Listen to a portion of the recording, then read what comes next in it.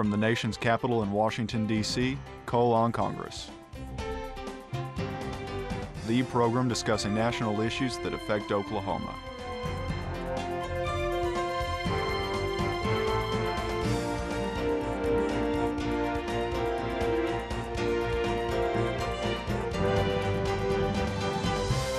Your host, U.S. Representative Tom Cole.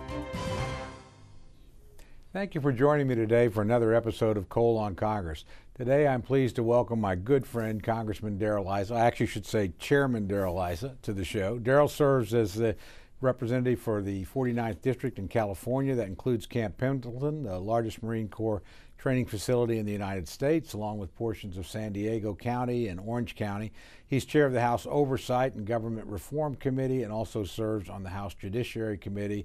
And are you still on leave from E&C, the Energy and Commerce Committee as well? I am, at least until I finish my chairmanship, which I'll stay where I am as long as possible. Overseeing government is fertile ground for good work. Well, believe me, we want to keep you there as long as you're willing to stay. And I usually try and start these things out with something a little personal, and I mean this in all sincerity. You're one of the guys in Congress I really admire. I mean, you grew up in modest circumstances, went off to the Army, served the country with considerable distinction, came back, made yourself an extraordinarily successful business person. You're one of the people that certainly doesn't have to be in Congress.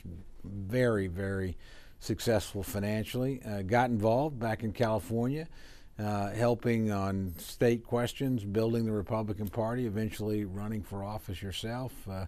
And in your case, actually more than most. I mean, think of guys like you and Vern Buchanan, our colleague from Florida. You really serve because you love to serve. I mean, you could be doing literally anything else. Now, your spouses, why Kathy and Sandy let the two of you do this, I'll never know. They're probably the people that we ought to really thank. But, it's hardest on the spouses, it really is. But your career has been remarkable. And in the House, you've just been such a difference maker as a member legislatively across the board, now as a chairman. So I want to start out with the big question, two questions, actually a personal one. Then what got you into this? Because again, you had so many options after your business career, and still do whenever you want to pursue them, and yet you chose this. You know, there's always a spark, and my spark was one that people of Oklahoma might remember. When Bill Clinton came into office, we just had a huge tax increase under George Herbert Walker Bush. But that tax increase was, he said, out of need to balance the budget. Bill Clinton came in and he started talking about the greed of the 80s. My wife and I had left California with a 67 Karmann Ghia, and 2 months before our child was born, and we're driving across country, very pregnant. No money, started a business, 1980. So I took very personally that it's one thing to say we've lived in the American dream and now government has a money problem. I'll live with that statement. But to say that the greed of the 80s was anything other than hardworking people finding success under Ronald Reagan bothered me. And that's what got me into politics, leading eventually to my running for office. Well, I tell you what, thank God for Ronald Reagan, and thank God that you felt the need to do it. Tell us, most of our viewers won't know a lot. They'll know a little bit about the Committee on Oversight and Government Reform, partly because James Lankford has served on that committee. But this really is the premier oversight agency of the United States Congress in terms of real congressional action. So give me an idea, or give our viewers and listeners an idea of the scope of what you do and some of the things you're working on right now. Well, you know, when I recruited Congressman Lankford, I did so by explaining to him, as somebody who had run a camp that had over 50,000 attendees a year, and I said, here's a place where organizational skills are essential because it's about all of government. We have jurisdiction over every aspect of government, including the entire federal workforce. But we're about where the waste, fraud, and abuse is, where the inefficiencies are, the duplications. And I said to James, I said, if you come, you can help me because you understand what the right way to run an organization is. And he agreed to come, and he's been great as a subcommittee chairman. Eventually he'll be chairman if he chooses to. But that's our jurisdiction. We don't own a lot of legislation. We don't pass a lot of laws out of our committee. What we do is we find the waste, and then we have the authority to reorganize government out of our committee to prevent waste and duplication. Well, and you made him a subcommittee chairman as a freshman, which is an extraordinary thing. He's an extraordinary member. He is an extraordinary member, but you're an exceptional chairman to see that. And I told somebody, boy, that's like putting the keys in the hands of your 16-year-old and saying, go at it. Well, he's run a lot of 16-year-olds and younger. You know, when I announced my chairman that first year, I basically said, you know, here's James Lankford. You may not know him well, but he's been able to organize over 50,000 children a year to do the same thing and do it well. Now, if he can do that for the 435 members of Congress, there's no limit to how far he can go. But he really is a superb organizer, and he gets to the facts. He's been working on a lot of the oil and natural gas issues and a lot of the benefits that will come to Oklahoma by being able to export liquefied natural gas, take advantage of our abundance. And boy, I'll tell you, you talk about somebody who that wasn't technically the part of Oklahoma he came from, but he gets it. He really does. Yeah, no, he masters any subject he's in. Let me ask you this, probably the most famous single incident during your chairmanship or episode that you guys really focused on was the so-called Fast and Furious. And I'm going to use the word scandal because I think it was scandalous in terms of what the administration did and how uncooperative they were with your committee in getting to the root of it. So sort of give us your understanding now, the dimensions of the scandal itself or the incident itself, whatever words you choose to use, and where we're at. Well, starting at close to the beginning, ATF agents down there by the border in Arizona had repeatedly tried to essentially let guns walk and sort of follow them. And they had a loose idea of how to do it. They found a sympathetic U.S. attorney. They did not find a sympathetic U.S. attorney under President Bush. He shut it down. But under President Obama, they found a new U.S. attorney that would let them run this program called Fast and Furious. And it was a terrible idea. 2,000 weapons walked into the hands of the cartels, and eventually 2 of them were found at the scene of the murder of Brian Terry. And that sort of created the event that everyone knows about. The real challenge, though, is when you do something stupid and you recognize how stupid it is, don't compound it by lying about it. What happened was on February 4th, 2011, Congress was lied to. Senator Grassley of Iowa and more expandedly later the rest of Congress was told that they never let guns walk, when in fact all the documents show they knew they were walking guns. They may have had their idea of what it would do successfully. Turns out it wouldn't, but the real problem was the lie. And then after the lie came the cover-up. Until today, we're still in federal court after a contempt of Congress resolution. We're still in federal court trying to get the courts to order the administration to turn over the documents about the lies and cover-up. You know, we focus, and I think appropriately, on our government putting guns into the hands of criminal cartels and drug lords and the death of an American agent. I happened to be in Mexico on one of our congressional trips and met with the President of Mexico and high Mexican officials, and they look at this and were aghast because they've had, I think the estimates have been as high as many 200 of their citizens killed by these weapons that we provided. And you know, they were asking, how could you do this? And what would you think of us if the Mexican government armed you know, criminal cartels inside your country that were killing people? I mean, wouldn't you be pretty upset that you did something like that, let alone that it was done with no consultation or cooperation with us? You know, you're just, you know, interjecting this deliberately on our side of the border. Have you, did your committee get any reaction from the Mexican government or that side of the scandal? That's been exactly the outrage. Trusting the United States in this war against illicit drugs, they ask us for one thing: stop the guns from going south. We ask them for one thing: help us interdict the drugs coming north. That bargain was broken in this situation. They tell us when they know that drugs may be crossing. We hid those guns crossing south. And that was probably the greatest challenge, is that if we had told them what we were doing and they went along with this structurally failed program, they'd have nothing to complain about. But it was just the opposite. We actually created computer systems that even when the ATF agents, our own agents in Mexico City, punched in the number of a weapon found, it came up erroneously not Fast and Furious. So there was a concerted conspiracy to prevent anyone, even our own people in the embassy in Mexico City, from being able to help the Mexican government understand where these weapons were coming from. Have there been any consequences to the individual? I know you're obviously still in court on contempt, but any actions been taken for any of the officials responsible for dreaming this thing up and implementing it? Effectively, no. Dennis Burke, who was the U.S. attorney very much at the center of it, has resigned. He now has a consulting firm and is taking in good money, I suspect by now, from Homeland Security. He simply flipped over and has a bunch of partners, and he's now in the security business, which is sort of ironic. That's ironic. But other than his resignation, pretty much everybody else simply left has left in the ordinary course of a new administration coming in, the change between first term and second term. And they've gone pretty far to try to brutalize our whistleblowers. One of the things our committee does, and does constantly, is protect whistleblowers. You didn't ask, but I'll bring it up. Benghazi.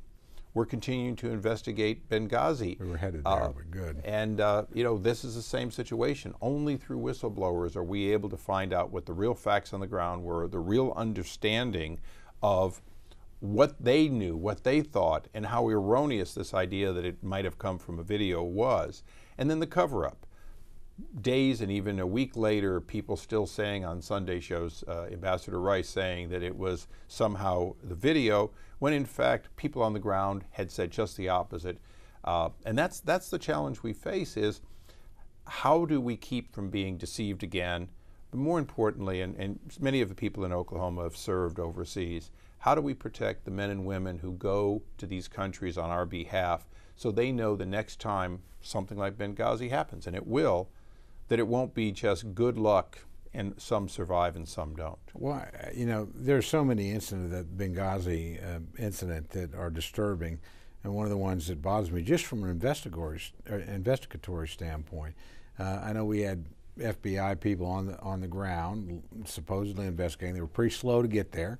After they had supposedly secured the site, we saw instances where news media coming in after them literally were finding some of the ambassador's papers, journals, those kind of things. And if there's a real investigation going on, how in the world would that material not have been secured at the time the FBI was there? Well, it's a great question, Tom. I'll give you a different perspective a little bit. As awful as that was, as inept as the FBI was, the days they waited for permission to go to a murder scene on U.S. soil, which is what an embassy is, as much as that's part of our investigation. Consulate, but still U.S. soil. Yeah, and the annex, both of which were our assets. But here's the point that I think the people of Oklahoma would want to know. This was a terrorist attack. It is not a crime scene. The idea of going to there is to say, what terrorist organization did it, where are they, and how do we keep them from ever doing this again? That wasn't the way they did this. They were looking for, can we find fingerprints? No. You've got an al-Qaeda-linked organization. We know who they are. Many of them are still there in Libya. That's what it's all about. This is just another example of the war on terror has gotten worse, not better. And if you start treating terrorism like common crime, then you bring in forensics thinking they're going to apprehend a suspect. This is not about who killed Ambassador Stevens.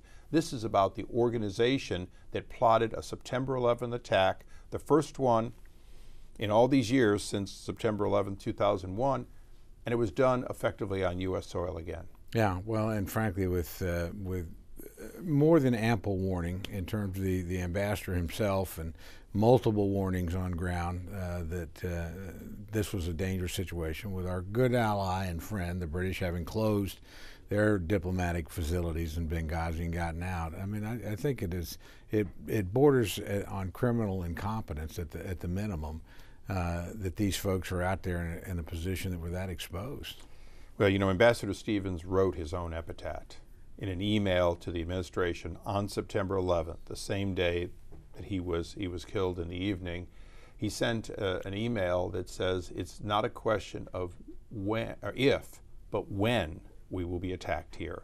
He was trying to make clear that all the plans to show Benghazi and Tripoli off as successes and peaceful were clearly not only overstated, but just wrong direction, that things were deteriorating. And that's not what Secretary Clinton wanted to have said. and it never got to the public. Well, are there any other, I'm going to ask you some other areas, but any other particular investigations your committee's involved in right now you think would really be interesting to folks? Well, sometimes the little ones are really worth focusing on. First of all, we're doing a lot of work on the duplications, on places where you can save money just by doing the same job in one place instead of 80 places. Okay, and renewable energies happens to be the one, there's 80 places. But my favorite one right now seems small, but I think to people who bid on contracts for anybody, the IRS awarded $500 million in several contracts to an underprivileged zone. They call them hub zones. Except the zone right here in Washington, D.C. was on the campus of Catholic University, where you pay $35,000 to $40,000 per student to send your children. The employees, the only employees we were able to find, were students and an assistant coach of the football team. Again, students whose parents were paying $35,000 a year. They were not on scholarship. They were not poor kids. They were supposedly workers, but they actually never did one bit of work on the actual delivery of this $500 million worth of product. Instead, a very wealthy man living in the Virginia suburbs, a man already had multi-million-dollar homes. In fact, he ordered IBM and other companies to do the work directly, to build directly, and simply send him what we would kindly call a commission, but as the primary contract, he was getting it all at a premium. Probably cost the American people over the life of the contract $15 to $20 million of absolutely greater amount than if they'd simply chosen the non-hub zone individual. And my ranking member, Elijah Cummings, classic Democrat, believes in hub zones, but he also believes that it should have done some benefit for that blighted area and not gone effectively to somebody in a rich suburb. Well, I tell you, we could spend the entire show talking about your committee, because I think it's honestly one of the more interesting, and it's one of those things that Congress as a whole hasn't done well. Your committee really has, which is really engaged in serious oversight of the federal government, expose these kind of things and try and clean them up. But let me ask you about another area, because actually you are justly famous, I think, in the Congress for being a guy that deals with substantive issues. One of the substantive issues that you know probably more about than anybody around is patent law. And as the holder of 37 patents yourself, I don't think there's anybody in Congress that holds anywhere remotely. Now that our colleague Roscoe Bartlett is gone, I don't think you have a competitor at all. But you clearly know this process, know the importance of it. So explain to our viewers and listeners a little bit about what are the issues involved in patent reform, where we're at, what are the things that, as a patent holder and an innovator, as well as an entrepreneur yourself, that you think we ought to be worried about and focused on. One of the challenges we have in patents right now is to make sure that they're so robust, they're so good, they're so accurate as to what the real new invention is, that you can go with a certainty and say, I invented it, read it, and pay me for it. Or you can go to an investor and say, I own this technology, invest in it. Most patents right now are so poorly executed on that if they go to court to be challenged, a great many of them, over 40% of them as a matter of fact, will lose all or part of their validity. And to the inventor, that giving them a patent that doesn't stand the test in court is to their detriment. And of course, to other people making competing products, a loosely written patent is just an invitation for a lawsuit. So that's one of the big lose-lose. It can cost as much as $8 million a side to go through patent litigation. And if the outcome were more certain, people would give that in a royalty instead of a lawyer's bill. So that's one of the challenges we face, is to get patents to be executed quickly but accurately. And right now the accuracy is even more of a problem than the speed. The other area is that we went into this business model patent where people would come up with how you would do something. And it's a new area. And new areas tend to take a long time for the law to get settled. And so a lot of people have patents in that area that are in fact going to be very difficult to make any money on until a body of law is settled. Those are some of the areas. Here's the other one though, Tom. America is an innovating country, and we are a body of innovators. But when it comes to actually applying for patents, more foreigners apply for patents in the U.S. because they recognize we're one of the few places that stands behind our patents. Patents more valuable in the U.S. than any other country in the world. And that's one of the areas where we need to invest in more people in America being involved in this process of innovating. And we need to make sure that when you go overseas with your idea, it isn't ripped off in countries that don't respect intellectual property. So legislatively, where are we at in the process of achieving some of these goals that you've outlined? Well, we've got one that's right now going to come into play that I think is important to consumers, and that is we're going to define a new category of patent for the automobile manufacturer.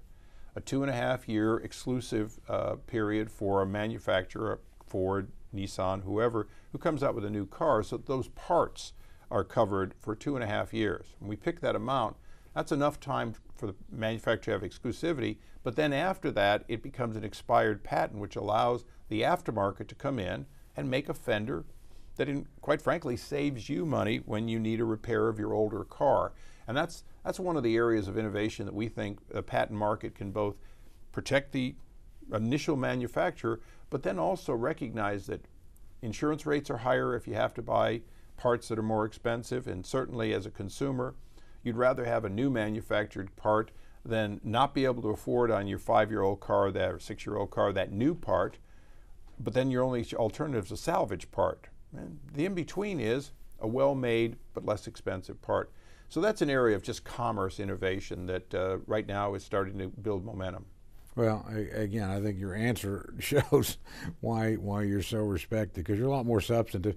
And these are not the kind of issues that a lot of, they're on the news or people are focused on, but they're really the guts of governing and protecting the economy and innovating. Well, making business realize that the government should be with them and thinking about how they do their business and then modeling government after it is a new idea here in Washington. Shockingly we're hoping it'll catch on. Well, maybe with you and Vern it might. We need some more examples like you guys. Let me move you to another area, and I think it would surprise, again, the people in my part of the country about your knowledge and your passion for and your success in Native American issues. I have to tell you, I did not expect one of my closest friends in this area to be a Lebanese American. Different tribe. Different tribe, but hey, we've decided you're one of us. I mean, these Lebanese, that must be our lost tribes, must be in Lebanon, or maybe we're all descendants of Phoenicians or something. But whatever. You have been a leader on this issue. What caught your interest originally and because I had the opportunity to travel with you in your district and some of the surrounding area a number of years ago to individual tribes in California, and I get to do a fair amount of that as a Native American. And I usually can tell pretty quickly if this is the first time the congressman has come to see the tribe, or these are old friends. And in your case, you knew each of your tribes intimately. You knew their circumstances. You knew their leadership. They clearly knew you and were comfortable with you. How'd you get involved? Well, I've been fortunate. They've invited me to their weddings. Quite frankly, I think when you take over a new district, you ask, what did your predecessor not do? My predecessor, quite frankly, never went out to visit these tribes. And they represented so much land. And they also represented fire hazard.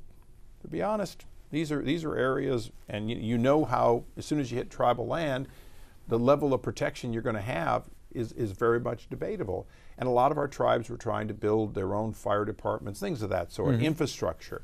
And of course, Indian gaming had been a lively topic. So I went out just to visit. And I was surprised that not only had they not seen my predecessor, they hadn't seen a Republican, not a state assemblyman, not a state senator. And so I sat down with them. I knew that the Constitution gave us a specific obligation and responsibility and peer relationship. And I said, look, I'm from the federal government. Let's talk. It's clearly defined that, your issues are your issues. There's treaty issues, there's water issues, there's historic lands issues. And they educated me. And that's been one of the most wonderful parts, is being able to go out and sit under the great oak, which is one of the great sacred sites in my district, and just hear about how it got to be there and what, for as far back as man can tell stories, this area was significant. And over time, they've educated me, but they've also given me great opportunity to realize the mutual benefit we get. The tribes in California, yes, they've enjoyed some prosperity as a result of gaming. They've also passed that prosperity on to tribes that are outside the gaming area that aren't in such good locations. They've reclaimed ancestral lands. They've actually bought land for no purpose other than to preserve land. So that relationship has been very mutually beneficial, and everything I know, I'd have to thank the tribes in California for teaching me. Well, you've recently played such a critical role. I mean, we passed the Violence Against Women Act, and that's something, honestly, I think people on both sides, normally is a routine reauthorization. Nobody's in favor of domestic violence, and we all know that there's an appropriate role for government to play to try and help people caught in those awful situations. But one of the innovations this year was legislation that began in the Senate that you authored. I was a co-author of an addition to over here, and that was to give tribal governments the ability to have some jurisdiction over sexual assault and domestic abuse cases on their territory. And that's an idea that met with some resistance, I think misplaced resistance, but when you dropped your bill and all of a sudden there was a counterpart to center language over here, and we had enough Republicans like you that had worked with Indians, things began to move. So reflect a little bit on that and the role you played in it. Well, I was honored to play a role in what should have been common sense. You have governments. They're willing to go through a process to be trained and recognized in being able to deal with violence against women on the reservation, but they're prohibited. Makes no sense. Very small town, right outside a reservation line, might not be very well organized, might not have much, but they'd be able to do it. And you look and say, well, what could possibly be a reason that you wouldn't be able to? And it goes back to a sticky problem. There is sort of a racial prejudice that is underlying. Indians don't live up to the Constitution. They are different. They won't do it. They'll be unfair to the white guy who beats his wife on the reservation, who's an enrolled tribal member. And it took a while to hear some of this. But the more you heard it, the more you realized it's time for a change. It's time to make it very clear that these governments are the governments that were here before we were here. And if they're a hybrid of the best of Native tradition and the Constitution, then we certainly will benefit by having them be bolstered. And bolstered, by the way, at no expense to the people off reservation. And I think ultimately the vote was decisive.